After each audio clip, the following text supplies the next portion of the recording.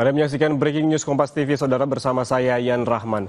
Saudara, Iran melancarkan serangan pada Rabu dini hari waktu setempat yang menyasar aset Amerika di Bahrain, Kuwait, dan Jordania sebagai balasan serangan udara Amerika Serikat dan menyalahkan Teheran atas jatuhnya helikopter serang Amerika.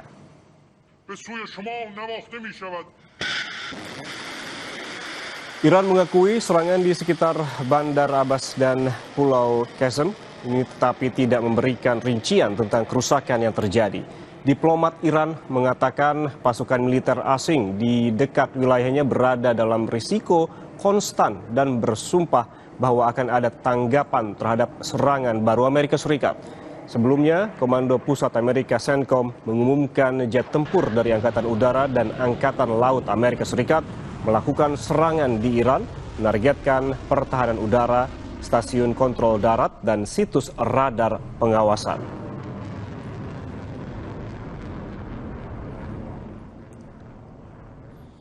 Dalam pertempuran udara, Iran juga menembak jatuh drone MQ-9 yang berusaha mendekati wilayah operasi dari wilayah udara utara Teluk Persia.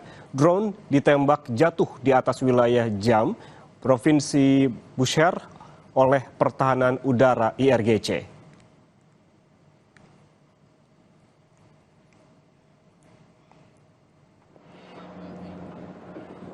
Sementara itu, Saudara, Presiden Amerika Serikat Donald Trump mengungkap penyebab jatuhnya helikopter tempur Apache Amerika di dekat Selat Hormuz yang ditembak oleh militer Iran. Trump berjanji akan membalas serangan itu.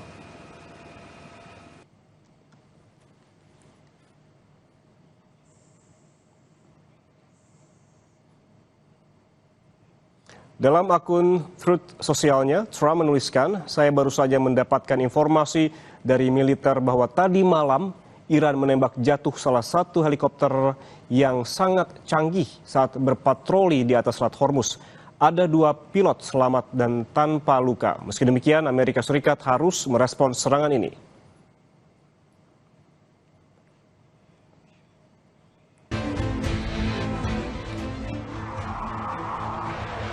Sementara itu, Saudara, di sisi lain, kelompok Hizbullah meluncurkan serangkaian operasi militer intensif yang menargetkan pasukan dudukan Israel di sepanjang wilayah Lebanon Selatan. Operasi ini disebut sebagai bentuk pertahanan atas kedaulatan Lebanon dan rakyatnya, sekaligus respons terhadap pelanggaran gencatan senjata yang terus dilakukan oleh Israel melalui serangan ke desa-desa selatan yang telah menewaskan dan melukai warga sipil.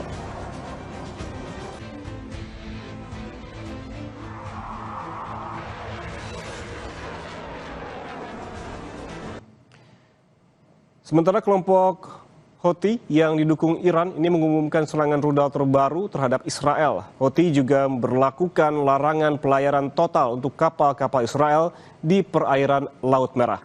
Serangan Houthi terjadi saat Israel dan Iran saling baku tembak pada hari Senin yang mengancam harapan untuk kesepakatan perdamaian. Laut Merah merupakan jalur penting yang menghubungkan Selat Bab al-Mandeb dengan terusan Suez sebelum ke Laut Mediterania. Setiap tahun, jalur Laut Merah dilewati oleh kapal-kapal kargo.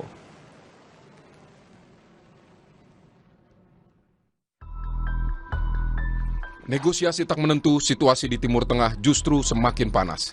Iran dan Israel kini saling serang sebagai respons karena IDF terus membombardir Lebanon.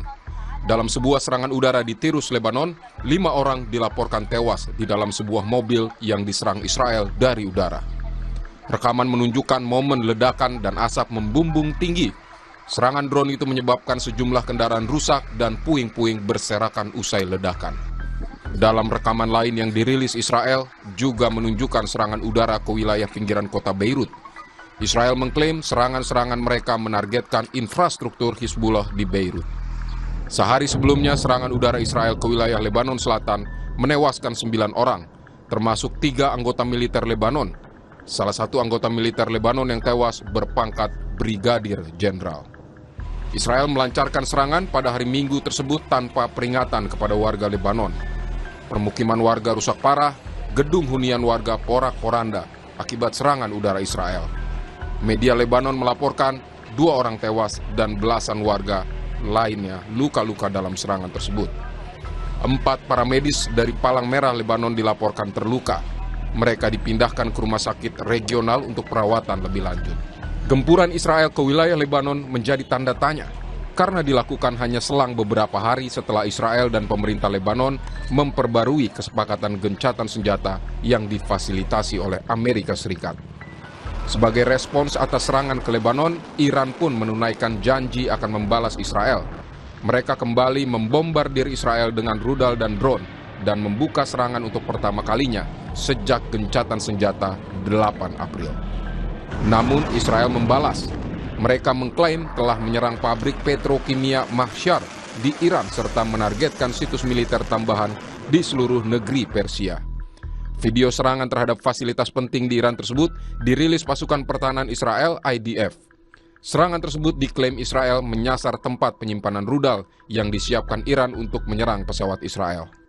צהריים טובים. אני רוצה לעדכן אתכם בהתפתחויות במערכה באיראן. אמש, משטר הטרור האיראני הפר את הפסקת האש לאחר חודשיים. הוא פתח באש וירה לעבר ישראל. הבוקר, צה"ל יצא לשני גלי תקיפה לעבר מטרות של משטר הטרור האיראני. בגל התקיפה הראשון, עשרות מטוסי קרב תקפו מערכות הגנה, המהוות את שכבת ההגנה של המשטר. Merespons serangan Israel ke wilayahnya, militer Iran pun merilis video peluncuran rudal dengan target Haifa, Israel. Rudal bertuliskan, "Kalian akan menyesal." Tanggal dan lokasi pasti dari rekaman yang dirilis oleh IRGC tidak dapat diverifikasi secara independen. Namun Iran menegaskan perbuatan Israel merusak proses diplomatik.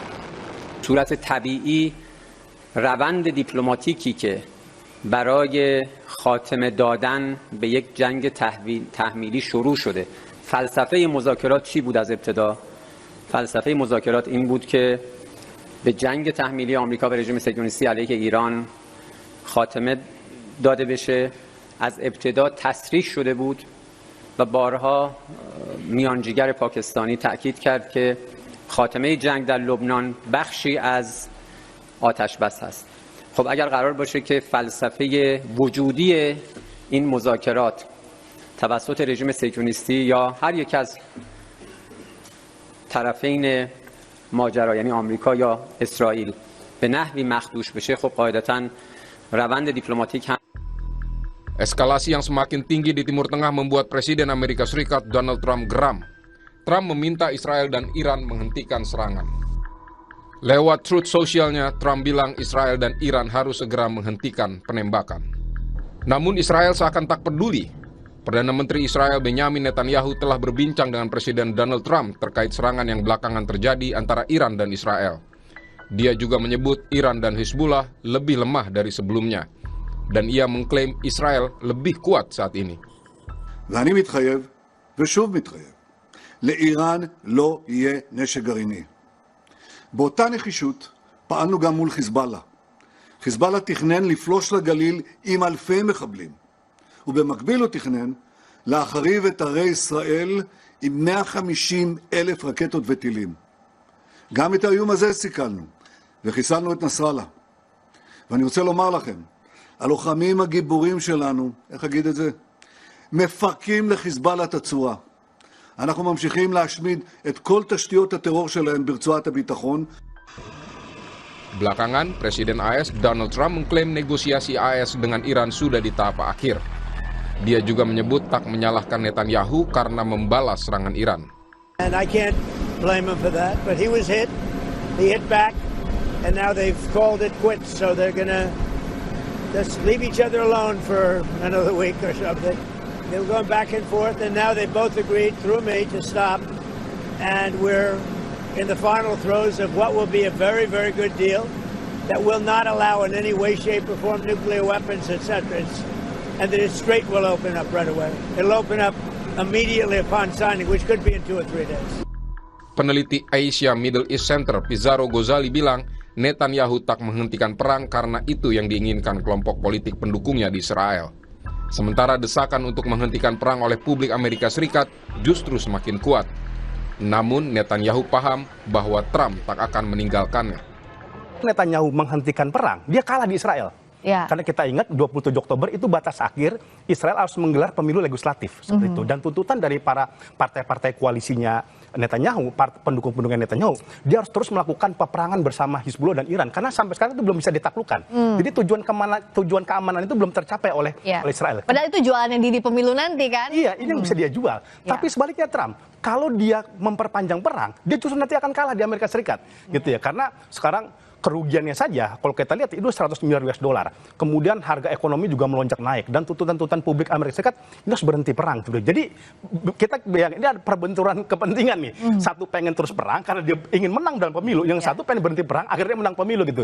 Ini kemudian terjadi deadlock. Tapi kan problematikanya, Trump itu nggak punya pilihan. Dia mau sekutu sama siapa di Timur Tengah? Gitu. Dia nggak punya lagi sekutu sekarang Timur Tengah. Saudi udah mulai melipir, kemudian Qatar udah mulai tidak percaya, Oman sekarang sudah takut-takutan. Maka kenapa Netanyahu tetap melakukan serangan kepada Iran? Netanyahu paham, Trump tidak akan bisa lepas dari saya. Anda mau bekerja sama siapa di Timur Tengah kalau bukan sama saya? Gitu. Dan jangan lupa teknologi militer Anda, pesawat Anda, dan bahkan kemenangan Anda nanti dalam pemilu itu donatur dari kelompok-kelompok saya. Pengamat intelijen dan keamanan UI, Stanislaus Rianta menduga serangan Israel ke Iran bagian dari exit strategi AS dan sudah direstui Amerika Serikat.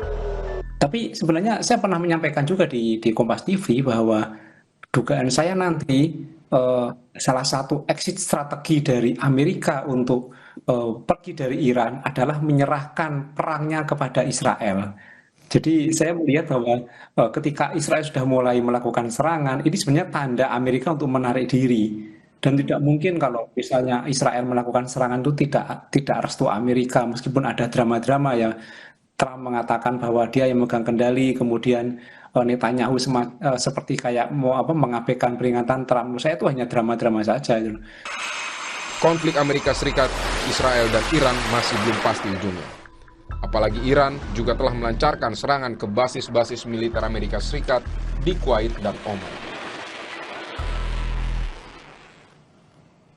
Saudara, jalan diplomasi Amerika Serikat dan Iran masih terjal. Saling serang antara Amerika Serikat dan Iran membuat negosiasi jalan di tempat.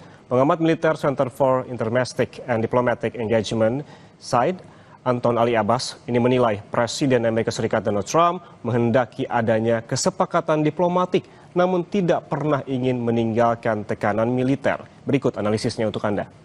Amerika sebelumnya meminta Israel dan Iran untuk menghentikan serangan. Tapi yang terbaru malah Amerika Serikat sekarang yang bermanuver di Selat Hormuz. Kenapa hal ini kembali terjadi? Ya, itu sebenarnya yang kita bisa lihat adanya paradoks ya. Di satu sisi Trump memang menghendaki adanya kesepakatan diplomatik, tapi dia tidak pernah ingin meninggalkan yang namanya tekanan militer. Itu satu. Tapi di sisi lain dia juga sadar bahwa ada dua variabel yang dia tidak bisa kendalikan. Satu namanya Israel dan satu namanya IRGC di bagian Iran. Karena kedua pihak itu memang terus-menerus ingin mencoba menyabotase proses perundingan damai yang sekarang ini lagi ingin coba dibangun. Itu yang kita bisa lihat. Jadi dengan kata lain, setiap bom yang jatuh ke Iran itu justru akan memperkuat posisi garis keras Teheran untuk kemudian memaksa pihak-pihak moderat di Iran untuk meninggalkan gelanggang perundingan dan juga semakin memperlemah posisi negosiator gitu. Jadi dengan kata lain bahwa kalau tanya apakah perdamaian kemudian masih mungkin, ya jawabannya mungkin saja. Tapi kemudian peluangnya itu makin lama makin mengecil kalau kita lihat bagaimana terjadi aksi saling balas saat belakangan ini ya. Belum lagi misalnya Trump kalau misalnya kita lihat dalam postingan terbarunya dia sekitar 2-3 jam lalu di Truth Social, dia sudah makin kesal gitu dengan Iran yang dia menyatakan bahwa Iran ini cuma banyak ngomong doang tapi nggak pada aksi dan they will have to pay the price gitu. Jadi ini kan menjadi menarik, apakah misalnya aksi serang ini adalah lagi-lagi ini sebagai sebuah awalan untuk kemudian episode dari eskalasi Gong pembuka serangan baru fase kedua gitu.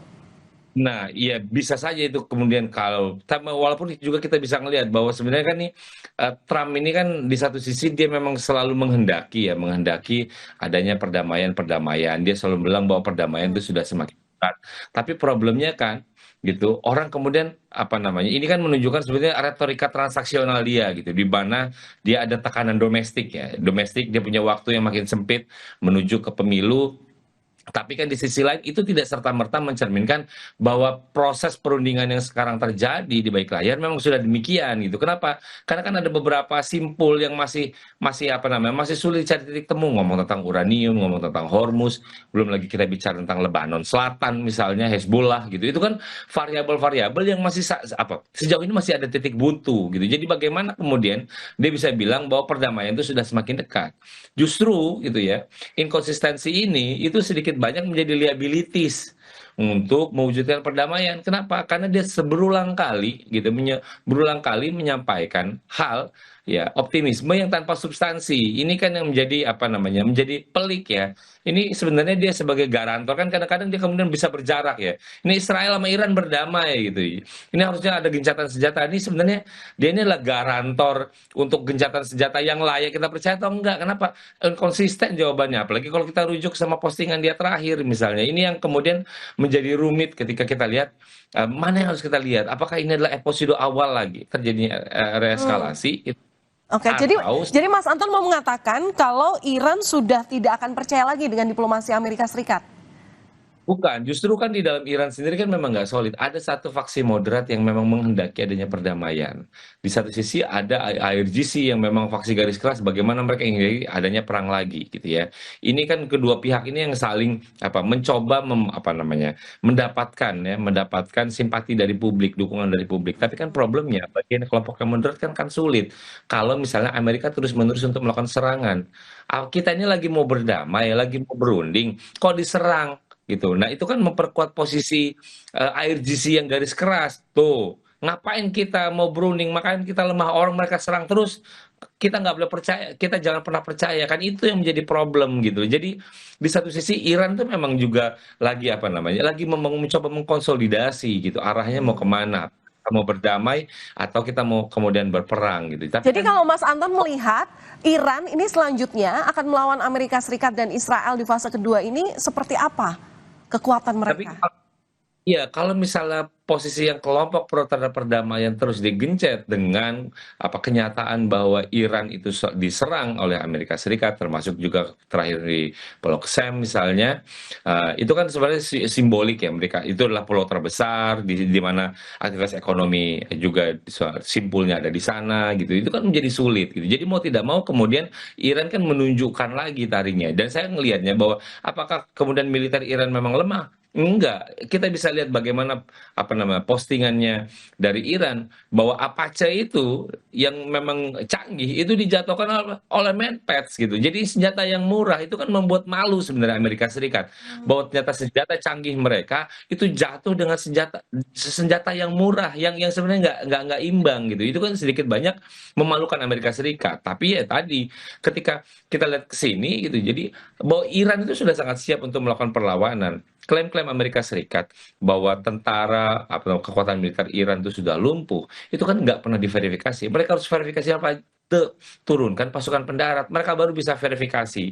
Sama halnya ketika mereka bilang uranium sudah dihancurkan pabrik, mereka tidak pernah verifikasi. Verifikasinya apa? Harus turun ke lapangan gitu. Masalahnya Amerika berani nggak turun ke lapangan gitu kan? Itu menjadi problem gitu. Jadi kalau misal mereka berani turun ke lapangan, artinya memang eskalasi kemudian tidak bisa dihindari. Jadi tapi yang saya khawatirkan adalah belakangan ini kondisi yang dalam kurun waktu 44 jam terakhir ini menjadi genting. Apakah kemudian kita akan masuk kepada episode baru, reeskalasi kembali, atau ya harapan saya ya ini cuma kemudian aksi balas yang terukur gitu ya. Jadi mereka memang tidak ada intensi untuk memperluas, ini cuma semuanya itu mencoba untuk dimitigasi. Jadi serangan-serangannya hanya sekedar terbatas, jadi limited, yang kemudian berhenti gitu. Walaupun kemudian kansnya jadi yang terbesar adalah ya udah kondisi status quo ini aja akan terus terpelihara ketimbang dengan kesepakatan gencatan senjata yang akan terjadi. Nah, itu akan makin mengecilkan peluang adanya kesepakatan gencatan senjata berapa bulan yang ingin diciptakan gitu. Ini dan jauh ini kondisi yang ada Mbak Valen yang saya lihat, Mbak Valen. Baik. Saudara, eskalasi di Timur Tengah meningkat usai Trump berjanji akan merespons serangan Iran yang menyebabkan jatuhnya helikopter canggih Amerika Serikat. Lalu apakah intensitas serangan ditingkatkan AS dan Iran dan menciptakan perang baru? Berikut analisis dari pengajar ilmu politik Universitas Udayana, Evata Filomeno Duarte untuk Anda. Pertama bahwa memang helikopter Apache Amerika Serikat ini biasanya rutin ya melakukan upaya untuk mengincar kapal cepat dan juga drone. Ya. Yang selama ini jadi salah satu bagian dari operasi militer Amerika Serikat. Nah, tiba-tiba hal tersebut terjadi adalah penyergapan yang dilakukan dengan menggunakan drone kamikaze dan juga lebih teknisnya menggunakan drone Shahed 136 Iran ya. Nah, ini tentu kalau kita baca sebenarnya bukan tabrakan biasa, melainkan satu taktik ya, low tech but deadly gitu. Jadi kita bisa melihat bahwa ada yang memanfaatkan kelemahan ya radar Apache terhadap target-target kecil dan lambat. Kita tahu memang Apache sangat luar biasa canggih, tetapi dalam waktu yang cukup singkat hal tersebut ternyata sulit juga untuk diantisipasi oleh helikopter tersebut. Dan yang cukup menarik adalah ternyata kedua pilot tersebut selamat ya dalam kurang lebih ya 2 jam ya. Dan ini membuktikan bahwa ada juga upaya operasi penyelamatan yang sangat cepat dilakukan oleh Amerika Serikat. Dan akhirnya Amerika Serikat malah melakukan serangan balas ya dengan dalih upaya bela diri. Ya, ini merupakan tanggapan yang dianggap oleh Amerika sangat proporsional. Ya, 3 target utama yaitu di provinsi Hormozgan ya dan juga Pulau Qesem ya, Pulau Qesem ini menjadi salah satu titik ya paling kritis yang dijaga oleh Iran gitu. Salah satunya di sana ada sistem pertahanan udara, radar dan juga pusat kendali darat mereka begitu.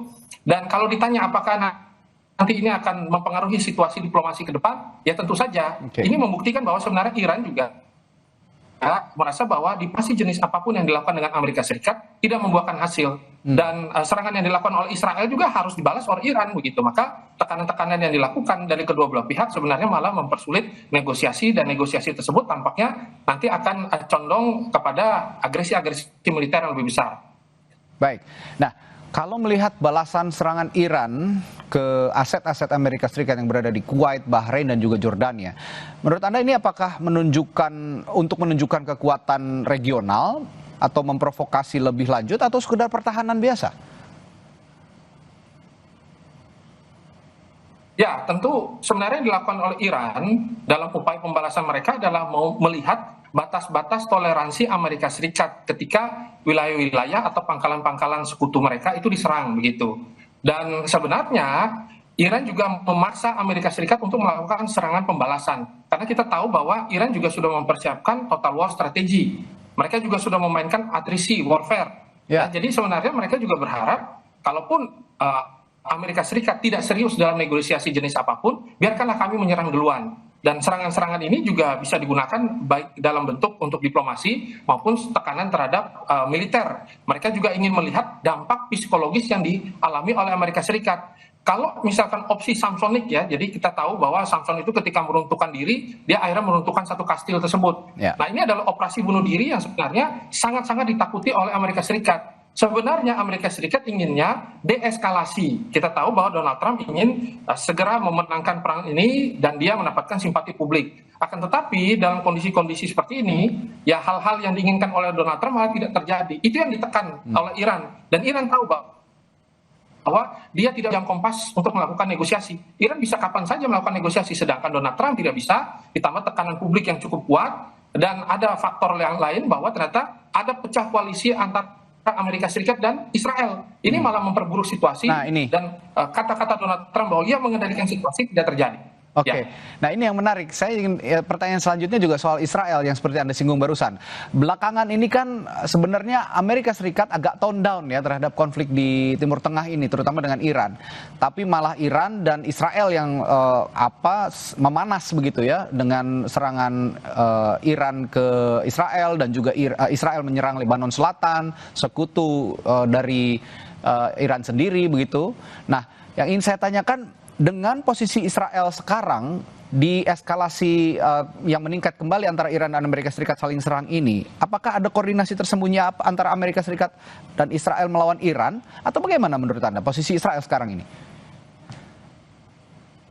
Baik, memang untuk menghitung Israel kita tidak bisa melepaskan bahwa Israel adalah koalisi utama ya, baik secara militer, diplomatik dan lain sebagainya. Amerika Serikat tidak mungkin meninggalkan Israel. Akan tetapi dalam kondisi seperti ini, kita juga harus melihat bahwa Israel bukanlah negara bagian ke-51 dari Amerika Serikat.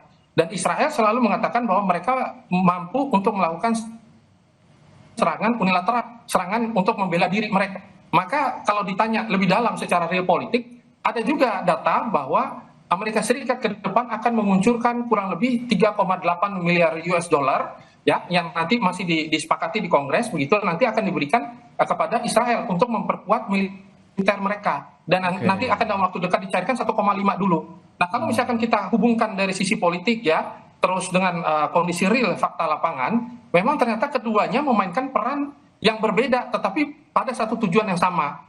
Amerika Serikat harus melakukan deeskalasi karena secara politik mereka rugi. Tetapi kita tahu bahwa ada pemindahan dana dan juga pemindahan senjata sekitar ratusan ton. Dan operasi-operasi militer, baik secara upaya untuk pendudukan darat di Lebanon, terus di beberapa wilayah-wilayah yang lain, bahkan juga mereka mempersenjatai milisi Kurdi. Ini kan tanda bahwa sebenarnya Israel akhirnya memainkan posisi Amerika yang kemarin sudah dimainkan oleh Donald Trump dan gagal begitu. Maka kedua belah pihak ini sama-sama esensinya adalah mengurangi kapasitas daya serang dari nuklir, serang dari Iran itu sendiri, dan juga mengurangi nuklir dari Iran. Nanti ke depannya akan ke sana.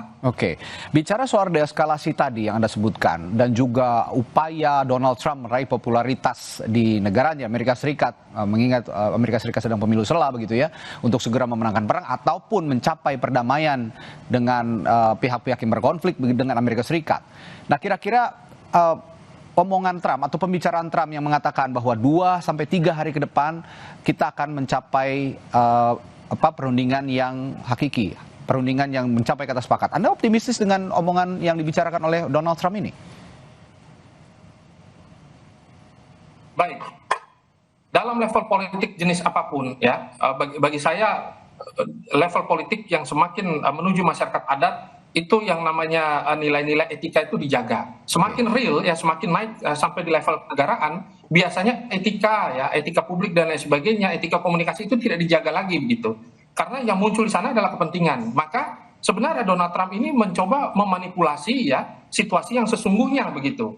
Pada kenyataannya Donald Trump juga kehilangan kendali ya terhadap Timur Tengah, tidak secara total. Faktornya apa? Karena ternyata ada beberapa catatan-catatan, salah satunya persaingan intelijen di Amerika Serikat yang membuat data yang dimiliki Donald Trump ini beda-beda begitu. Data dari Kementerian Pertahanannya, Kementerian Perangnya beda, data dari CIA-nya beda, data dari orang-orang terdekatnya juga berbeda. Maka Donald Trump merasa bahwa ada optimisme dan ada negosiasi yang bisa terjadi. Tapi kalau kita lihat posisinya Iran kan tidak ingin melakukan negosiasi ke depannya begitu. Iran merasa bahwa negosiasi jenis apa tak merugikan begitu. Dan Mojtaba Khamenei menyampaikan bahwa tidak usah lagi ada negosiasi, langsung saja bernegosiasi dengan kami. Negosiasi tidak langsung tidak penting lagi. Nah, maka dalam kondisi seperti ini apa yang bisa terjadi ya seperti yang kita lihat, serangan balas serangan, tekanan balas tekanan. Dan ini akan menciptakan deadlock, dan deadlock ini akan sangat berbahaya bagi energi dunia, dan ini yang sangat ditakutkan oleh Amerika. Maka Amerika melibatkanlah negara-negara yang lain, dan ternyata Cina pun sudah menyampaikan bahwa berhenti membeli minyak dari Iran. Nah, ini tanda tanya besar bahwa pertemuan yang dilakukan oleh Donald Trump dengan Cina juga membuahkan hasil tekanan juga kepada Iran. Maka mau dan tidak mau Iran harus membela diri dan juga melepaskan serangan. Demikian.